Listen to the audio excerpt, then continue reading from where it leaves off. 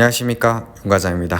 어제 양 지수가 모두 크게 상승을 잘 해줬는데 역시 또 큰 상승 뒤에는 또 조정이 이렇게 오네요.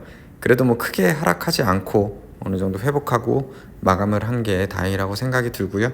코스닥도 뭐 빠지긴 했는데 물론 빨간불로 마감했으면 좋았겠지만 오늘 빨간불도 잠깐 봤었는데 아무튼 소폭 하락한 채로 오늘은 마감이 됐습니다.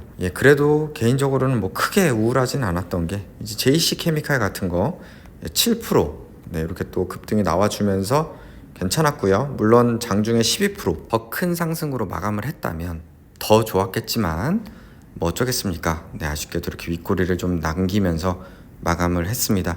JC케미칼이 이렇게 급등할 수 있었던 배경에는 이제 아마도 DS 단속이 있을 겁니다. 어떻게 보면은 바이오 디젤 업계의 큰 형님이라고 할 수 있는데요. DS 단속이 이제 오늘도 이제 17%, 장중에는 뭐 26%까지 급등을 했지만 이게 일주일 이상 보면은 지금 7거래일 정도 만에 지금 보시면은 66,000원이었거든요. 지금 11월 초에는 117,200원으로 거의 2배 가까이 77% 이렇게 상승을 했습니다. 이렇게 급등을 쭉 해줬고요. 이 급등한 거는 사실은 예전에 이미 공유드린 바 있는 이 공시죠. 여기 DS 단석, 단일 판매 공급 계약, 바이오 항공유 사프 관련해서 전처리된 제품을 공급한다 라는 이게 그 굉장히 금액이 이제 컸죠. 한 1조 원대 규모다 보니까 이게 계속 호재로 작용을 한 것 같습니다. 아무튼 그 영향으로 이 JC케미칼도 어쨌든 최근에 계속 양봉이 뜨면서 오늘은 7% 정도 상승이 나와서 다행이다. 하지만 갈 길이 멀다. 이 정도로 정리할 수 있겠고요. 디오도 갈 길이 멀지만 오늘 3% 반등. ENF, 아바코 어느 정도 상승이 나왔습니다.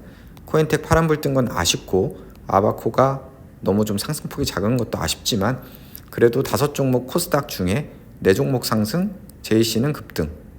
그래도 오늘 괜찮았다. 이렇게 말씀드릴 수 있겠고요. 반면에 이제 한때 제가 보유했던 종목이었죠. 그때 뭐 익절을 하긴 했었는데 이제 최근에 사실은 이제 급등이 나오면서 좀 아쉽기도 했어요. 이게 원래 3만 원대 계속 빌빌 기다가 지금 막 한때 7만 원대까지 또 급등을 해줬거든요. 3만 원대 하락하기도 했었고 그러니까 한 2배 정도 오른 거예요. 그래서 굉장히 좀 아쉽기도 했었는데요. 오늘 정말 무지막지한 변동성을 보여줬는데 고가가 18%인데요. 저가가 마이너스 28%. 지금 저가로 마감이 됐고 이거를 합치면은 고가 기준으로 보면은 이거를 고가 기준으로 보면 그냥 거의 반토막 났다고 볼 수가 있습니다. 그래서 이 3분봉을 보시면은 이렇게 잘 가다가 갑자기 이렇게 3시부터 급락을 하는 걸 볼 수가 있는데요. 이렇게 사주산업이 급락을 한 거는 단톡방에는 공유를 드렸지만 사주산업 그린벨트 뉴스 때문인 것 같습니다. 12년 만에 서울 그린벨트 푼다는 뉴스가 나왔는데요. 여기에 뭐 하남에 있는 그 사조산업 40만 평 되는 골프장 부지 그거는 빠졌죠. 그러다 보니까 그동안 이제 급등한 재료가 이제 그게 만약에 그린벨트가 풀리면 엄청난 자산 증식 효과가 있다. 이런 거였는데 그 기대감이 빠지면서 급락을 한 것 같습니다. 근데 사실은 뭐 기업의 실적이나 본원적 가치가 아닌데 급등을 했다면 정리를 하는 게 맞죠, 사실은. 그래서 혹시 가지고 계셨던 분이 계시다면 그때 잘 정리를 하셨길 바라고요. 뭐 저는 되게 아쉽기도 했었는데 또 결국에는 또 순리대로 본전으로 돌아오는 그런 모습을 보면서 역시 주식은 또 너무 욕심을 부리면 안 되는구나. 불확실성에도 베팅하기에는 위험하구나라는 생각이 또 드는 하루였습니다. 그래도 따지고 보면은 뭐 급등하기 전 그 가격보다는 아직도 위에 있기 때문에 그래도 아직은 그래도 이때 샀던 분들이라면 그래도 아직은 버틸 만한 가격이다 라는 생각이 들고 대신에 재료가 모두 빠졌으니까 이제 기업 본연의 가치를 보고 투자를 해야 되는 시점인 것 같습니다. 그리고 제 코스피 계좌는 롯데케미칼 빼고는 뭐 그렇게 뭐 좋은 모습 보인 건 없었고요. 3스디는 오히려 5.9% 또 조정을 받았습니다. DLNCO 오늘 뭐 소폭 오르긴 했는데요. DLNC 오늘 뭐 보고서도 공유드리긴 했었지만요. DLNC는 사실 보고서들이 그런 뉘앙스라고 할까요? 그게 거의 계속 비슷한 보고서들이 계속 나오고 있습니다. 뭐 이익 하향세 진정 뭐 이런 느낌.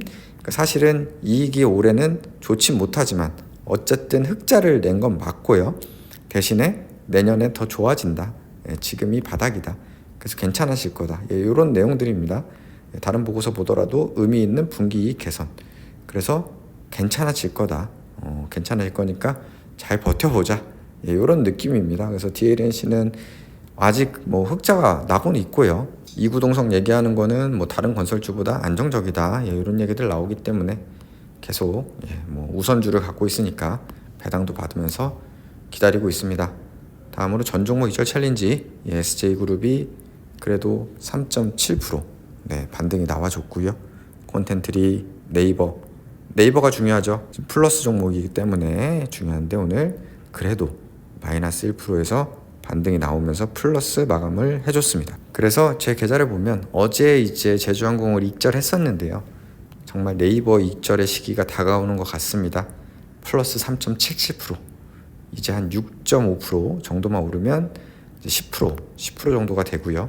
나머지는 조금 더 시간이 걸리겠지만 아무튼 한 종목 더 익절의 희망이 보이고 있다. 그리고 네이버만 있는 게 아니죠. 아바코도 달려가고 있습니다. 누가 더 먼저 익절을 하느냐 그 싸움이고, 코엔텍도 마이너스 1%, 그리고 제이시도 오늘 오르면서 마이너스 20% 이내로 돌아왔고, 아무튼 제가 뭐 더 암울할 때도 있었지만 하나씩 희망을 보고 하나씩 익절하면서 잘 버텨가고 있습니다. 그리고 코스피 계좌는 여전히 뭐 힘들긴 합니다. 하이트질로 다시 제자리를 찾아오는 모습이고요. 아무튼 코스피는 그래도 배당 주는 종목들이 많으니 잘 버텨보겠습니다. 이제 미국 대선인데요. 이제 미국 대선 선거일 이후 증시 보면은 사실 뭐 12번을 봤을 때 한 8번은 올랐고 한 4번은 하락을 했는데요. 중기적으로 보면 선거 다음 날 증시 방향이 중요하다고 합니다. 다음 날 오르면 2주간 오르고 다음 날 빠지면 2주간 빠졌다고 합니다. 그래서 아무튼 간에 누가 되든지 아무튼 선거 다음 날 바로 이제 좀 상승이 나와서 2주간 아주 좋은 증시가 됐으면 좋겠네요. 오늘도 구독, 좋아요 부탁드리고요. 내일은 반등하는 증시가 되길 바라면서 이만 마치겠습니다. 감사합니다.